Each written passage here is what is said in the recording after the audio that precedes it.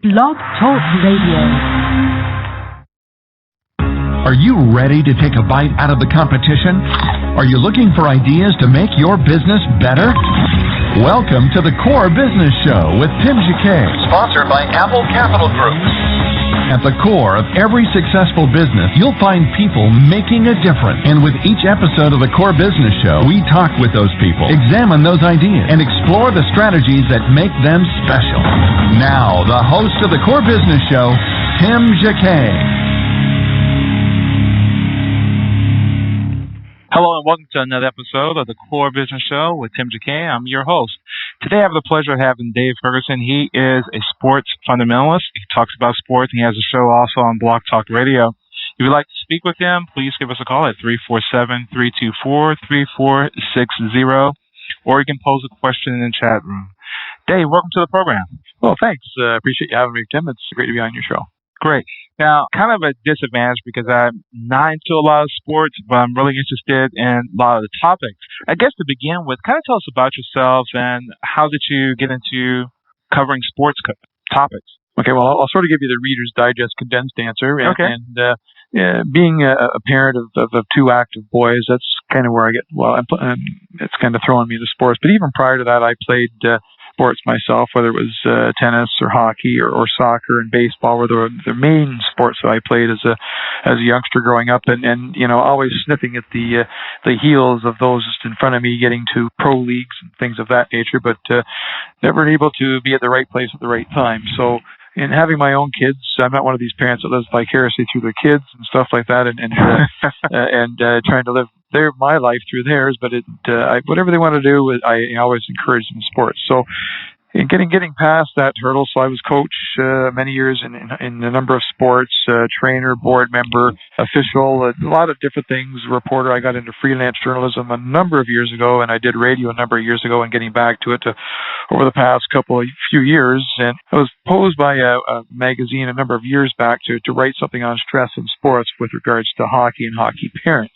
Well, I didn't really know a whole heck of a lot about it, and at that point in time, I really didn't want to do that. But being the kind of good sport I am, I want to get my name out there and writing and things like that. I did take the job, and the magazine fell flat, unfortunately, not because of what I wrote, but anyways, after 6 months on the shelf, it did kind of fell flat in its face, and the funding was pulled from its major backers.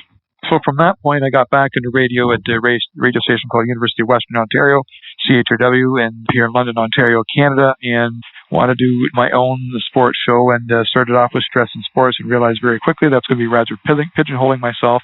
So hence rebranded, changed the title to Beyond the Cheers. I talk about anything now. I've been doing it for the past 2 years on Blog Talk Radio and certainly at CHRW for 2 years. Prior to that, it's called Beyond the Cheers, and I talk about anything about sports, typically that does not see the light of day on your typical jock shows that talk about football, baseball, hockey, and soccer. However, I do talk about those, but there's other things in sports that need to get some media attention, and then that's where I come in and talk about that. If it's, you know, athletes with breast cancer, I've had shows on that particular topic. Concussions, of course, are rather hot, no matter who you talk to these days, violence in sports, and a whole myriad of things. So, like I said, Tim, if it has a finger in the world of sports, then I talk about it. Okay.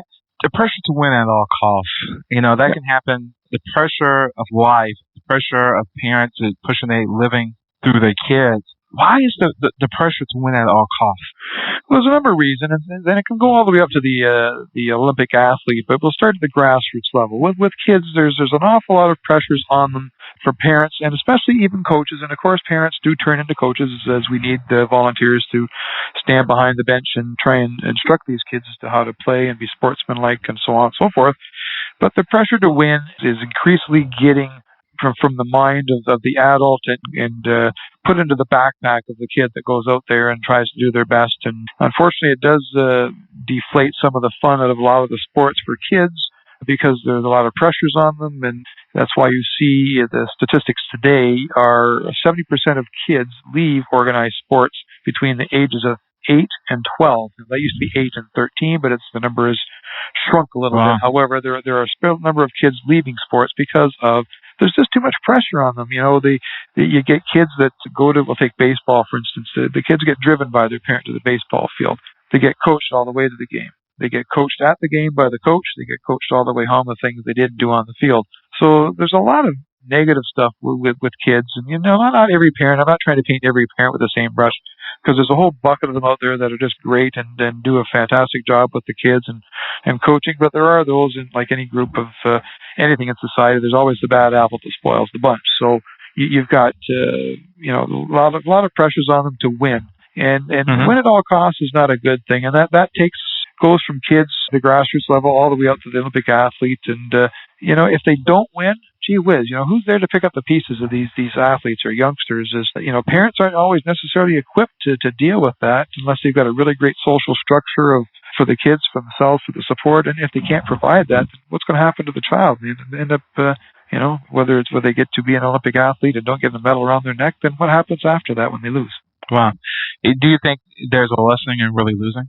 Yeah, there is. You really got to get back to the basics. And, this is one of the things, and I didn't mention this at the top of the show, Tim, is and I'm just a one guy here, one man show, but, if and that was my mantra at one point, is to try and return the state of normalcy. And I'm marching to my own drummer here. It's just the state of normalcy for kids in sports, because a lot of things have shifted over the years. The sportsmanship is gone. The handshakes before and after the game is gone in a lot of cases. The fun is gone. You get kids who get dragged to sporting events, kicking and screaming that they don't want to go because there's just too much pressure on them, and they'd rather stay at home. And mind you, there's other things, of course, that take kids away from sports. You've got video games and everything of that nature, but sports itself is used to be, and it still is for many, and a good learning lesson for kids. It's a good maturing process. It's a good way to build a social network. It's a great way to learn team philosophy. A lot of life skills you'll learn from sports, but if you're in a bad kettle of fish where people don't share that same philosophy or thought process, well, the kids are at stake and the kids are in trouble. Wow. What is an appropriate age for you to introduce sports to your preschooler, or is it a certain age group? Hey, before we do t-ball or football, is there a benchmark? Hey, start at this age. Don't start at 3 years old. Or some sports you can start at 3 years old. You can, and there's a lot of other groups out there that even introduce young kids that are barely out of diapers into gymnastics and things of that nature. But it's at that point it's more of an exercise thing. So that to me is not really much of a sport. Sports for kids, and I had mine in sports at the age of 4 playing hockey and baseball. But that's because they wanted to. I didn't ask them what they want to do. I didn't tell them what they want. I asked them, and that's what they decided to do. But typically you see kids anywhere from 4 to 5 years of age. The trouble becomes, though, Tim, even though you get into that sports and then you get into that competitive atmosphere, well, gee whiz, my kid's the next Wayne Gretzky or the next Peyton Manning at the age of 6 years of age, and all of a sudden there are 2 or 3 days a week where they spend for sporting events turns into 7 days a week, 24 hours a day, and they're trying to tell kids how to pitch properly by the age of 7. Well, gee whiz, their arms aren't even formed muscle wise. Their joints aren't even capable of throwing an 80-mile-an-hour fastball at the age of 7, even though some coaches want them to do it. Wow. And I know for band instruments, we tell, they can play strings at any age, unless they're ready for it, but they can't play a trumpet in the 5th grade. They got to be a certain size to play trumpet, even a woodwind.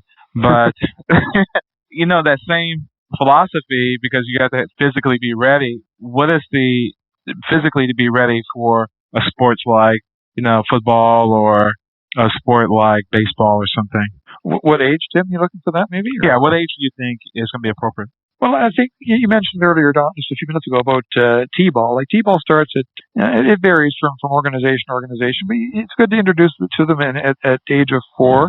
I think, or 5, if the child's ready for it. Obviously, if the sports organization certainly has their wits about them, you always get the parent coming, well, gee whiz, my son or daughter's played blast ball or T-ball for 2 or 3 years. I think they're ready for the next level. Well, the sporting organization, if they've got any, like I said, any smarts about them, should be able to see whether that child's ready or not to go into the next level, where they got a pitching machine with a ball throwing being tossed at them, whether they're ready for that. Not every child's different. You can't treat them all the same, saying 4 is the right age or 5 is the right age. Everybody grows and matures and things at different levels. Good gosh, you see 10-year-old kids that are nearly 6 feet tall. So everybody's got a different way they grow. So it's up to the sporting organization that's like I said, got some smarts in order to recognize that. And, sure, they can put some age guidelines to it, But, if a 5-year-old or 6-year-old is ready to play at the next level, then I think you also have to challenge them too, because otherwise they get bored to tears and start picking up sand and making sandcastles on the ball field. Oh, wow. Talking about, Tiger Woods started fairly young, and his dad pushed him, got him to be where he is today. But what do you think would happen a couple of years ago with him? You think it was just burnout, or he didn't play it again? I don't want to say it's something to do with his marriage, but something in him just didn't think it was clicked in him that things all of a sudden changed. My honest opinion with that is, I think, the marriage, of course, a golf club in your back window is not going to help matters either. But I think he just buckled under the pressure because he's trying to play in too many camps. And I'm not going to, talk about Tiger about some of the things he did on off the golf course and away from the backyard of his house kind of thing. But they succumb to pressures, and all of these high level athletes and professionals, they're tempted by other things that sway them away from sport, and it's kind of a detriment, and they can only handle so much. The human person and the human psyche can only handle so much, and then unfortunately Tiger kind of succumbed to kind of that, and kind of just buckled under it, and he's taken a long time to climb back up. He's still climbing one step at a time, but does he have another few good golf games in him? I think he does, but he's got to get back up on top. Wow. So do you think his dad just pushed him so hard during his youthful days to the point that, I'm not going to say his dad lived through him, but he did introduce him to the game and made him the great person he is in the sport? Then, like, for example, you reach your peak and you just twitter out, and then you get the second win in your life and start over again? Well, there's a couple of different thought processes with that. I'll share one with you. Okay. There's a child that I know quite well, and he played hockey for a number of years. He's in his late 20s now. He could have made it in the NHL. However, he played 7 days a week, 24 hours a day, and his dad had him on so many darn teams. I couldn't remember all the teams that the young lad was on. But at the age of 16, he quit playing hockey. Today, at 28 years of age, he cannot pick up a hockey stick. He cannot go out and play because he's just so mentally exhausted with that entire thing. It was just burnt him basically out from even enjoying the sport. He can't even watch hockey. However, there are specific individuals. You take Michael Jordan, you take Tiger Woods, you take a bunch of the pro athletes there today. Some of them can deal with the high pressures, but they're few and far between. They're not all of them can, and that's where we run a risk, because you start pushing a little bit too much on some of these youngsters or these middle-aged, middle-teen athletes, and all of a sudden they don't want to play anymore. But Tiger Woods, for instance, his dad pushed him, but I think Tiger would have pushed back if he didn't want it. Wow. You may take it from Tiger itself and then dealing with the average person. Well, I'm not going to say Lamar, who was with the Mavericks. He didn't seem like he just really was into it this year. But taking the pressure of being who you are, what's your opinion in that particular situation? Winning at all costs, do you think it's the pressure, the reason he didn't perform, or do you think it was just his heart wasn't in it? There's a few things I can answer to that. The win at all costs mentality is instilled upon our even at the grassroots level and all the way it takes up to the pro level. And you still see it quite predominantly today. There are athletes, and I'll get back to the Lamar and the story in a second, but there are athletes at the Olympic level going back 1976 that played in Montreal, Quebec in the Olympics, and they lost. This particular athlete lost. I'm not going to mention male or female, but this particular athlete lost. This person was expected to win at minimum a silver in their respective sport. They lost. They came in 6th place. That person carried that stress and that win at all costs mentality in their backpack, if you will, up until a year ago, until they saw someone else from the Olympics by the name of Jason Dorland, who was also under this win at all costs thumbprint, who's changed his life around because of his wife, who was also an Olympic athlete, did not share that same attitude. Her attitude was, I'll go out there and do my best. She won medals, and she did very, very well, but you don't necessarily need to have that drive there. If you have that mindset of doing well, you should be fine.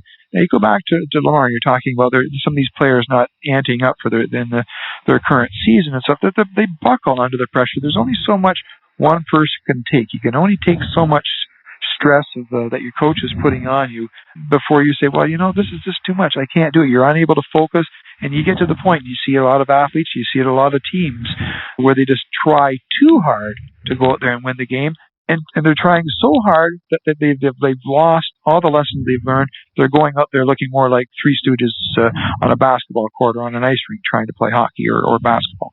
And it's just the pressure that these people are under to win that they succumb to, and some of them turn to drugs and alcohol and develop abuse issues afterwards. Wow. Dealing with that life cycle, you have a certain life cycle in your career in sports, physically and mentally, that you can be able to do the things that you were at 21. You mature, your mid-20s and late 20s, and you kind of peak out. But in his particular situation, you come from a great franchise, come to a just recent winning franchise in Dallas. And is it that much pressure that's placed on you that you just can't focus? Or, a performer can usually perform at a certain level regardless, but it's just vocal of the pressure that's so great that won't allow you to focus and do your job. Like, for example, even from performance of a musician to a speaker or so forth, you can do at least the basics to get by. You still do it well, but you're singing with all the pressure itself. This can interfere with you that you can't even do your basics. Exactly. Well, your basics are still there. You're still, like a lot of sports, a lot of it's just since a lot of these high level athletes have been doing it for so long, they could do a lot of the moves and shots and stuff in their sleep. It's just sometimes you just lose the heart to go out and play, because you just you've got not only pressure, like I said, from your coaching staff, you got pressure not only inside of you, because you're not playing at that same level, and that could be because you're a few years older, you're not able to, your late 20s, early 30s, you're not able to compete with the 21 and 18-year-olds or 19-year-olds coming up. There's a whole myriad of things as to why athletes just lose their drive and determination. And certainly stress and pressure is one of them, and their body's just not going to cooperate with them at some point, because they're reaching the end of their career where they just can't seem to do it anymore. And you can train as much as you want, but at some point your body just says, "Hey, this is enough." Wow. And dealing with the Olympics in London this year, these people have been training for like 4 years straight. Constantly. And is it repetition of them doing it constantly for a 4-year period to get them ready for the Olympics, to perform? And is that the sense that they don't buckle as much under pressure? It's just embedded in them for so long, it just happens, and they just put the extra oomph into it. What do you think about that regarding the Olympics itself? Well, they do have the pressures with them at that particular point, as any other athlete do. They've been working for 4 or 8 years, depending upon if they're going through and going for a second Olympics. The pressure's still on them. You mentioned repetition. Well, there's a lot of athletes that I've talked to on my show, and they prepare for the game itself differently than others. They don't go through a lot of different modes and things to get ready for the game at hand. Some of them will relax. They'll lay back. They'll get a massage. They'll do other things. So they're not as focused, and they take the attention away from the performance itself, where others will have to get into the sport and visualize what they're going to do before they get to the starting gate or the starting block before they perform. The Olympic athletes are different caliber, as you say, that they've been doing it for a number of years. However, they're still under the thumbnail of the same pressures and stresses that youngsters and other pro athletes are under as well, and perhaps even greater so, because if they've pushed so hard and pushed to the max that you're going to win a gold medal. But they all have a good idea, because there's games and there's trials and things leading up to the Olympic Games. They have an idea where they're sitting, and they need to know who they need to focus on, or who their actual competition may be. So it might be a little, I don't want to make light of it, but it might be a little more easier to ascertain where they sit in the pecking order, I guess, in their given sport. But they're still under the gun for the same pressures, and even more so because they're representing their country, they're representing their Olympic committee. There's also the seeding aspect in, well, gee whiz, John Smith's going into the sport, and he's seeded number 2 in the world, and he goes there and he has a complete flop and puts out a poor performance. Did he buckle to the pressure? Likely. And why? Because a number of reasons. Maybe he wasn't prepared, maybe he had an injury, or just couldn't handle the stress on the world stage. I mean, it's a whole different ballgame when you get there. Well, regarding enhanced drugs, they're going to get tested for it. So why will they go to the point of using drugs to enhance their performance and knowing that they're going to have to take a blood test or a urine sample? Why go to risk all of that and you know that you're trying to find a way to cheat the system than versus just do what comes naturally to you or you've been trained to do? Right. Why take the risk? Well, a lot of them are at that point. It's either whether it's age or whether it's injuries or whatever else they need to overcome. And some of them, quite honestly, are not even aware what their coaches or trainers are giving them until it comes time that you've got to provide a blood sample or urine sample. However, having said that, every Olympics or every event that these athletes, not just Olympic athletes, but any athlete goes to, and if they are taking something like EPO or human growth hormones or anything of that nature, the chemists and these people manufacturing different ways to beat the system are always, and I stress always, they're always months, if not years, well in advance of whatever is the banned substance du jour from the International Olympic Committee, because sure some of them still get caught doing some of the older stuff that's still out there, and maybe their trainers don't have access to some things, or the players don't have access to some of these different ways. But it's very difficult. Like with EPO, that's you're putting oxygenated blood back into your system. That is very, very difficult to even track, even in today's standards with blood tests and urine samples. So, but the athletes always have that one step. They want to take it one step further. Okay, well, I don't think I'm where I'm at to be able to get the gold medal, silver, or bronze. But gee whiz, what if I try this? The risk of getting caught is, like I said, the chemists are so far in advance of the banned substance list. There's a 50-50 crapshoot chance. And I'd hazard a guess from what I'm reading with the stats out there, there's at least 20 to 30% of athletes at varying levels that are taking banned substances or substances that will be banned down the road. Willingly. We're going to take a caller real quick from area code 858. Sure. Area code 858, you're on the air. Thank you. I just wanted to add a little bit from my perspective of having done doping control in the Salt Lake Olympics and being a physician who's interested in this thing. And that is, I agree that I think there's a lot more doping going on than we currently acknowledge ourselves. But to some extent, that's kind of a reflection of what we do in our own society. And I think we're kind of set up in the sense that we all want to see a record broken. That's a vicarious thrill to watch that. We are not interested, as one of the French cyclists said in the Tour de France, of watching somebody win when they go up the hill at 10 miles an hour and last year's doped cyclist made it at 20. So we have a role in this. Very few of us are going to flip our TVs off if we think the world's record's going to be broken. Very few people stopped watching Barry Bonds, even though he looked so grossly different from what he was at one point in time when he finally broke the record. In fact, those tickets didn't get him. So there's kind of this thing that we do in our own lives, if you will, cosmetic surgery, the best bike, the best piece of equipment. We all want to win. And I think we contribute to this to some extent. Well, I could agree more. It's society basically is contributing, and even the organizations are contributing to that. With that's what we want to see. We want our athletes do well. We want them to win, and it puts bottoms in the seats, and it puts cash back into the fold to keep growing the grassroots level of these athletes too. Right? Thank you. Go ahead. I also think that there's this huge financial piece that pushes all of this stuff. Yeah. The sponsors of the Olympics, the sponsors of so many things are so dependent on the dollars that come in from advertising that I'm not so sure that they always want to catch somebody. And there's another technique that the athletes use, and I didn't hear it mentioned before, and that is they stack drugs.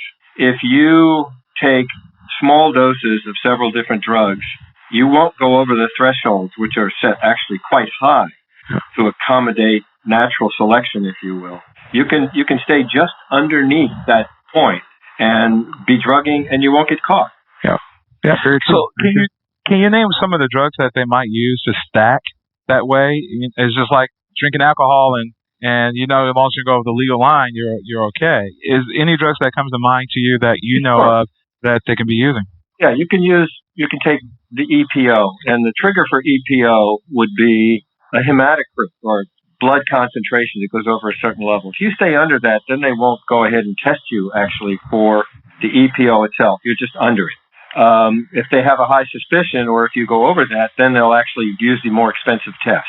I think Floyd Landis is a good example of that. Nobody takes testosterone one night before a big race. Doesn't make any sense. And what happened to him is that when he went over the threshold after that really difficult day where he got dehydrated and probably his blood got concentrated, he went over. They went back and they looked at his other samples, all of which had been negative, only to discover that he was taking synthetic steroids. And clearly, any synthetic steroid or a testosterone-like substance isn't something your body makes. My bet is that if they had gone and tested everybody else's second bottle, that they would have come up with so many more people in the Tour de France that were positive than Floyd. He just kind of had the bad luck of getting caught that way. And so you can stack a small dose of steroids, a small dose of EPO, a small dose of whatever else comes along. And my bet is, and the book I've just finished writing kind of predicts that we're going to have DNA doping. Yeah. There already are animal models in the laboratory where you change DNA and you grow muscle at prodigious rates, and you don't have to work very hard to win. And there's no way to test for that right now. So as your other speaker said, they're always going to be ahead of the curve here. Wow. Well, thank you for calling in. I really appreciate all the information. Okay. And taking that in particular light, I mean, that's some good information. I'm glad the caller call in for that. I guess it's like anything in society. We're always going to try to always beat the system than versus just take the street that you're supposed to go. We're going to find a way to beat the system. Where's the integrity? Where's the honor? The whole system that we taught, forever, that we have to now go around this to beat the system in order to play. I don't think we're ever... You think we're losing it? I think we lost a long time ago. It's sad to say. And will we get back to that? It's very difficult because, as the caller had mentioned, and then, as I can concur, they're always ahead of the curve on a lot of different things. And you mentioned the DNA is the next thing that they're going to be looking at in order to get one step further and everything else. So, the sponsorship dollars and, money talks, and, if you've got a lot of sponsorship there, and unfortunately, it's just not going to change anytime soon because you've got, big corporations behind a lot of these athletes and the Olympics and things of that nature that just won't back off anytime soon. So it's something, how are you going to clean it up? You got too many different levels to clean up all at once. You got to start somewhere, and perhaps maybe it's at the Olympic level, or perhaps it's at the grassroots level. But it's got to get stopped somewhere because it's not going to get any better. What advice do you have for the industry and to parents regarding the pressures of just winning at all costs?